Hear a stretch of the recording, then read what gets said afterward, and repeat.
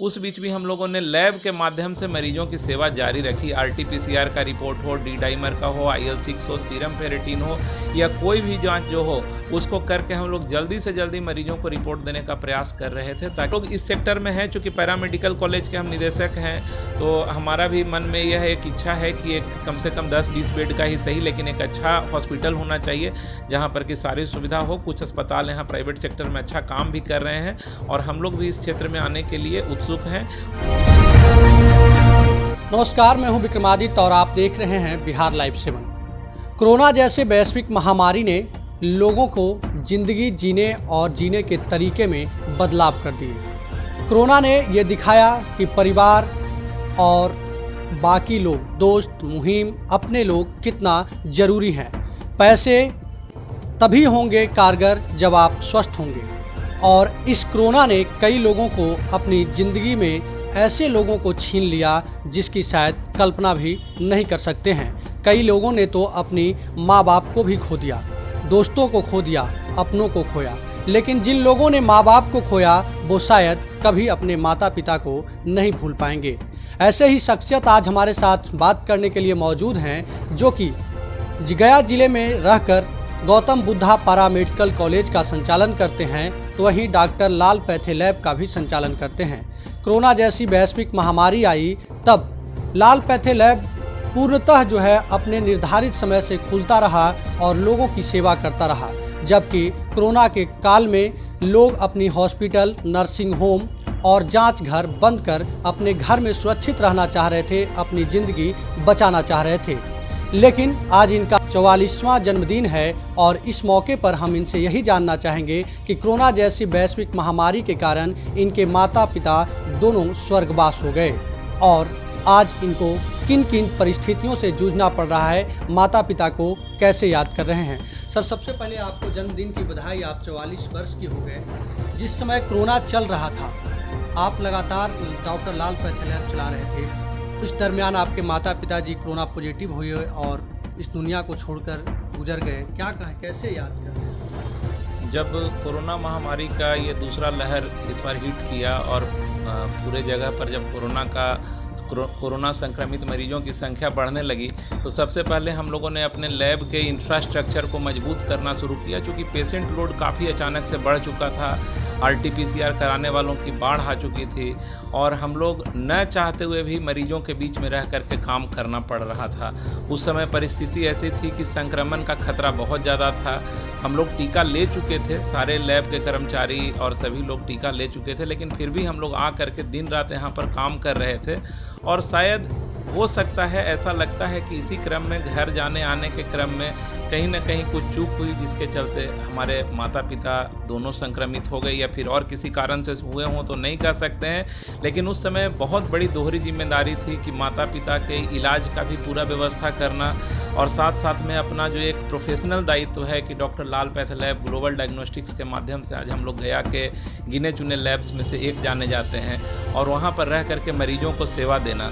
तो इस बीमारी जब हम लोग घर में झेल रहे थे, जब हम लोग दिन रात अस्पताल के चक्कर लगा रहे थे, उस बीच भी हम लोगों ने लैब के माध्यम से मरीजों की सेवा जारी रखी। RT-PCR का रिपोर्ट हो, डी डाइमर का हो, IL-6 हो, सीरम फेरेटिन हो या कोई भी जांच जो हो उसको करके हम लोग जल्दी से जल्दी मरीजों को रिपोर्ट देने का प्रयास कर रहे थे, ताकि वो लोग जो हैं कम से कम इस बीमारी में उनको कुछ हम लोग मदद कर सकें। और इसी बीच में एक बहुत बड़ी दुखद घटना हुई कि हमारे माँ और पिताजी दोनों का एक दिन के अंतराल पर जो है स्वर्गवास हो गया। और उसके बाद हम लोगों पर बहुत बड़ा दुखों का पहाड़ टूट पड़ा, क्योंकि दोनों बिल्कुल ही स्वस्थ थे और दोनों बिल्कुल अच्छे से रह रहे थे। दोनों को कोई स्वास्थ्य संबंधित विशेष परेशानी नहीं थी। लेकिन उस समय में मेडिकल सिस्टम भी इतना कोलैप्स कर चुका था कि बहुत चाह करके भी हम लोग बाहर भी नहीं ले जा पाए, क्योंकि कहीं बेड नहीं उपलब्ध था।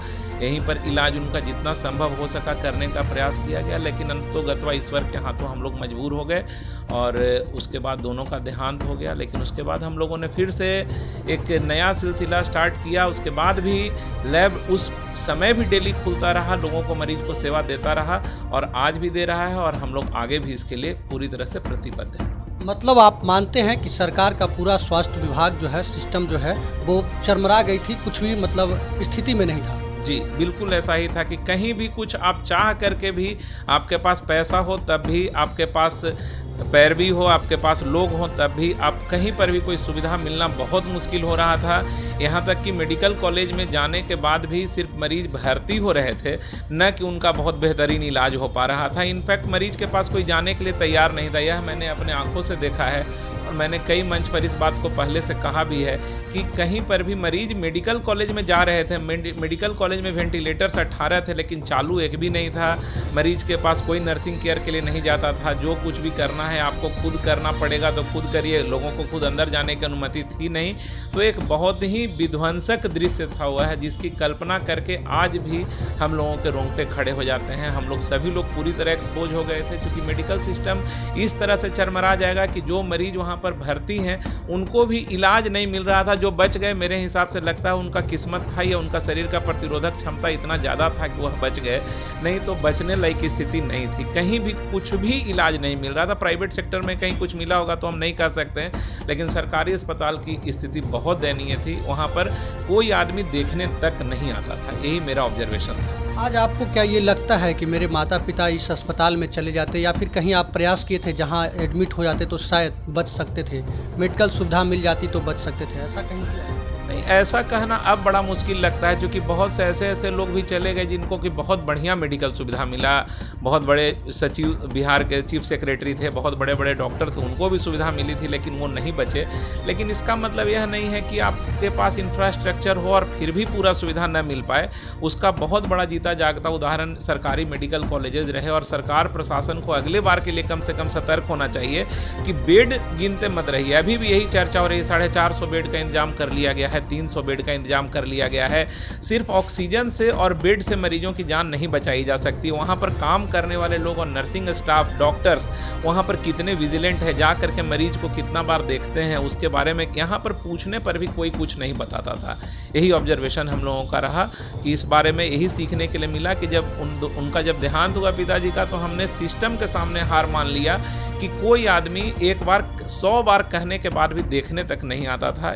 और ये आईसीयू लेवल 3 की बात है, जहाँ पर कि लेवल 3 में आपका मरीज हो और आपके जो परिजन है वहाँ पर बार बार जाकर के गुहार लगाते हैं, लेकिन डांट करके भगा दिया जाता है। हम लोग जैसा आदमी भी कई बार गए, कितना बार गए तो डांट करके भगा दिया जाता था कि नहीं आपको यहाँ नहीं आना है, क्या दवा चलेगी, मरीज मुंह से नहीं खाना खा पा रहा है, क्या हो रहा है। मतलब कि आईसीयू लेवल 3 सिर्फ नाम का था। वहाँ पर इलाज के नाम पर जो भी हो रहा था वह भगवान भरोसे हो रहा था और कुछ नहीं।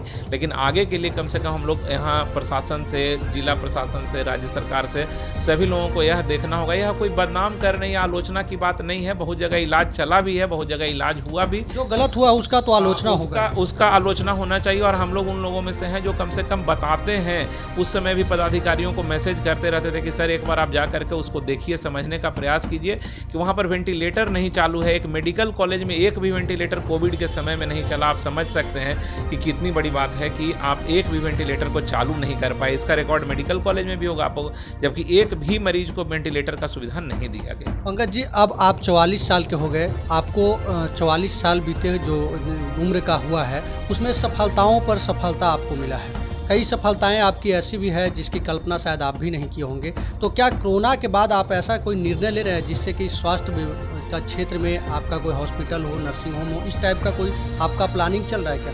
हम लोग इस बार की परिस्थिति को देख करके बिल्कुल मन में एक बात आया है कि नहीं, कम से कम एक छोटा ही सा एक और यूनिट होना चाहिए। कुछ छोटा यूनिट गया में बहुत अच्छा सहूलियत लोगों को दिया, वहाँ पर पूरा इलाज किया गया, पूरा प्रयास किया गया। पूरा प्रयास करने के बाद यदि मरीज का यदि डेथ होता है तो परिजनों को भी संतुष्टि रहती है।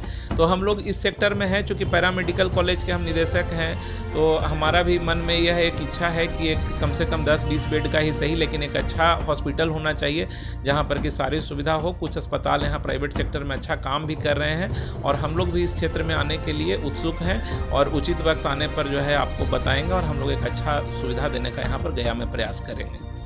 आप एक आर्थिक मजबूत व्यक्ति माने जाते हैं, ऐसे में माता पिता के खोने के बाद कोई उनके नाम पर ट्रस्ट, एसोसिएशन या फिर कुछ ऐसा आपका प्लानिंग भी चल रहा है जिससे आम आवाम या फिर गरीब लोगों को मदद दिलाया जा सके? जी, इसके बारे में बिल्कुल मेरे मन में उसी दिन बात आ गई थी कि हमको लोगों के लिए और कुछ करना है। हम पहले से भी प्रयास करते रहते हैं और हमारे कृष्ण मुरारी भैया हैं जहानाबाद में, उनसे मैंने इस बारे में जब सलाह लिया तो उन्होंने एक ही बात बताया कि नहीं, आप इसमें कुछ ऐसा कीजिए जो उसकी पूरी पीढ़ी का, एक आदमी को ऐसा मदद कीजिए जो उसके पूरी पीढ़ी का उद्धार कर सके। या नहीं हो कि बस आपने किसी को कोई मदद कर दिया और काम ख़त्म हो गया। तो हमने उनसे पूछा कि भैया आप सलाह दें इस बारे में कि हमको क्या करना चाहिए। तो उनके सलाह के बाद एक आज मूर्त रूप ले चुका है जय लता हेल्पेज फाउंडेशन करके। हमने गरीब मेधावी विद्यार्थियों के लिए, जो ज़रूरतमंद मेधावी विद्यार्थी हैं, उनको हर साल टारगेट रखा है कि 30 से 50 ऐसे मेधावी विद्यार्थी जिनको कि पुस्तकों की आवश्यकता है, बुक्स की आवश्यकता है, चाहे वो 10th क्लास का बुक्स हो या 10+2 का बुक्स का आवश्यकता हो, हम लोग उनको पूरा करेंगे। लेकिन उसके लिए एक स्क्रूटनी पैनल होगा जो डिसाइड करेगा कि हाँ यह सचमुच मेधावी विद्यार्थी है और इसकी आर्थिक स्थिति कमज़ोर है, उसको हम लोग बुक्स के साथ पूरा मदद करेंगे। और जो ऐसे बुजुर्ग लोग जिनका समाज के उत्थान में बहुत बड़ा योगदान रहा है, जो सामाजिक रूप से बहुत सारा कार्य करते रहे हैं, उनको भी हम लोग सम्मानित करने का प्रयास करेंगे इस जय लता हेल्पेज फाउंडेशन के माध्यम से, जिसका कि आज विधिवत घोषणा करने का मुझे सौभाग्य आप ही लोगों के माध्यम से, आपके चैनल के माध्यम से प्राप्त हो रहा है। और उसका जो है विधिवत घोषणा आज हम कर रहे हैं। और बाकी जो है सभी लोगों को इसके बारे में लेटर वगैरह, पिताजी का चूँकि शिक्षा के क्षेत्र से बहुत बड़ा जुड़ाव था, वह कार्यपालक अभियंता रहे थे, और मखदुमपुर क्षेत्र से, जहानाबाद क्षेत्र से, इकिल से उनका बहुत जुड़ाव था। तो हम चाहेंगे कि इसका मैक्सिमम लाभ जो है वहाँ के विद्यार्थियों को मिले, और साथ साथ में और भी जो ज़रूरतमंद लोग रहेंगे उनका हम लोग हमेशा मदद करते रहे हैं, आगे भी करते रहेंगे। कोरोना की दूसरी लहर लगभग समाप्त हो गई है। जब पहली लहर आई थी तब जो है आप सड़क पर दिख रहे थे, खुद कोरोना पॉजिटिव हो गए थे, और उसके बाद भी सड़क पर जो पुलिस था, जो भी मतलब कहा जा सकता है कि ज़रूरी जो सामग्री थी वो गरीबों के बीच आप पहुंचा रहे थे। ऐसे में दूसरी लहर खत्म होने के बाद संदेशा WHO कह रही है कि तीसरी लहर भी भारत में आएगी। तो आप क्या अपील करना चाहेंगे आगे, ताकि लोग सतर्क रहें, सावधान रहें? सबसे तो पहले कि कोरोना की जब पहली लहर आई उस समय हम काफ़ी एक्टिव थे, लैब खुला हुआ था और हम लोग फील्ड में पूरी तरह से एक्टिव थे। और फ्रंट लाइन वर्कर्स जैसे मेडिकल हेल्थ वर्कर्स के साथ पुलिस के ऊपर भी बहुत बड़ी जिम्मेदारी थी कि लॉकडाउन को सफल बनाए। पुलिस वालों को देखते थे कि वो गर्मी के समय में रोड पर बिल्कुल एकदम सुबह से आकर के भूखे प्यासे खड़े रहते थे। तो हम लोगों ने अपने तरफ से एक स्टार्ट किया कि रोज़ 25 आदमी 50 आदमी का टिफ़िन बनाना चालू किया, पूड़ी सब्जी टाइप का चीज़ अपने से खुद से घर में बनाते थे, और उसके बाद ले जा करके लोगों के बीच में वितरण करते थे, पानी का बोतल ले जाते थे। और साथ साथ में हम लोग के साथ में बहुत सारे डॉक्टर्स भी बाद में जुड़ के, डॉक्टर कैप्टन सुनील कुमार सिन्हा हैं, डॉक्टर मेघा सिन्हा हैं, डॉक्टर कुमार अनुपम हैं, इन लोगों ने भी मिल करके बहुत से लोगों के बीच में रिलीफ का बड़ा बड़ा पैकेट बांटना, खाना घर में पहुंचाना, ये सारा चीज़ स्टार्ट किया। तो उससे कहीं ना कहीं हम लोगों को संतुष्टि मिल रही थी कि हम लोग मदद कर पा रहे हैं। इसी बीच में शायद इसी काम के दौरान में मुझे पहली दौर में ही संक्रमण हो गया था, और संक्रमण में कोविड पॉजिटिव में उस समय काफ़ी डर का माहौल था। उस समय टीका भी नहीं लगा था, क्योंकि टीका आया ही नहीं था, तो हम लोग काफ़ी डरे हुए थे। लेकिन फिर भी अपना सामाजिक दायित्व का निर्वहन हम लोग करते रहे। और जब दूसरी लहर जब आई तो उसके बाद हम लोगों ने फिर से जो है इसमें अपना सामाजिक दायित्व को पूरा करने का भरपूर प्रयास किया। और तीसरी लहर के बारे में तो हम यह कह सकते हैं कि टीकाकरण अभियान जितना ही सफल होगा उतना ही लोगों को राहत मिलेगा। टीका के अलावा और कोई विकल्प नहीं है अभी के समय में, क्योंकि हम लोग 40-45 कर्मचारी हमारे लैब में काम करते हैं, सब मिला करके सभी टीका लिए हुए हैं। और ईश्वर की कृपा से इस बार हमारे माँ और पिताजी को जब संक्रमण हुआ तो ये लोग काफ़ी क्लोजली इन्वॉल्व उसमें थे। हम तो खुद घर में ही थे, लेकिन किसी को भी गंभीर संक्रमण नहीं हुआ और सब लोग सुरक्षित रह गए। इसीलिए मेरा सभी लोगों से विनम्र अनुरोध है, हाथ जोड़ के विनती है कि जाइए टीका लीजिए। कोई भी तरह का इसके बारे में जो अफवाह फैलाया जा रहा है बिल्कुल गलत है, क्योंकि 50 लोग तो कम से कम हम लोग हैं आपस में जो बता सकते हैं कि इसका कोई भी निगेटिव इफेक्ट नहीं है, और टीका ही आपके बचाव की एकमात्र गारंटी है, उसके अलावा कुछ नहीं। चलिए, बहुत बहुत धन्यवाद पंकज जी, आप समय निकालें। ठीक है, धन्यवाद विक्रमादित्य जी, धन्यवाद। तो आप सुन पा रहे थे पंकज कुमार को। जहानाबाद में जो है छात्र, मेधावी छात्र हैं, उनके लिए भी इनकी सोच आगे बढ़ रही है। हर वर्ष बच्चों को मदद दिलाया जाएगा, इनके माता पिता के नाम पर उसी ट्रस्ट के माध्यम से लोगों को मदद देंगे। आपको बताते चलें कि पंकज कुमार के एक बेटे डॉक्टर की पढ़ाई भी कर रहे हैं। जिस तरीके से ये बता रहे थे कि 20-22 बेड का ही एक हॉस्पिटल हो, लेकिन अच्छी सुविधा हो सकता है कि इनकी प्लानिंग ऐसा चल रहा हो कि जब बेटे मेडिकल की पढ़ाई करके कंप्लीट करके वो आएंगे तो नया रूप दिया जाए, समाज में एक अपना प्रतिष्ठा को जहां स्थापित किया जाए, वहीं दूसरी तरफ आम आवाम और गरीब लोगों को सहायता दिया जाए, क्योंकि इनकी पहले से ही इस तरीके की परंपरा चली आ रही है। इनके माता पिता भी गरीबों की सेवा करते रहे थे और ये खुद भी आज सामाजिक कार्यों में बहुत चढ़ बढ़कर हिस्सा लेते हैं। ऐसे में अगर इनकी अस्पताल खुलती है तो जाहिर सी बात है कि वहाँ भी गरीबों को जरूर मदद मिलेगी। अभी के लिए बस इतना ही। लगातार खबरों के साथ बने रहने के लिए देखते रहें बिहार लाइव 7।